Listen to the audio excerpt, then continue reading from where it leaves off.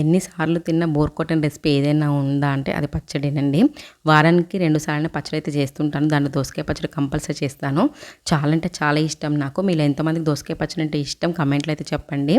వేడి వేడి అన్నంలో కాస్త నెయ్యి తగిలించుకొని తింటే పచ్చడితో సూపర్ అంటే సూపర్ టేస్టీగా ఉంటుంది.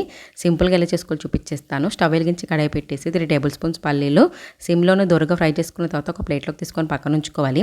అదే కడాయిలోకి పచ్చిమిరపకాయలు టమాటాలు కూడా ఒకసారి వేయించుకున్న తర్వాత చింతపండు, కరివేపాకు, ధనియాలు, జీలకర్ర వేసుకొని బాగా కలుపుకొని టమాటా మగ్గేందుకు మగ్గించుకొని స్టవ్ అయితే ఆపేయాలి.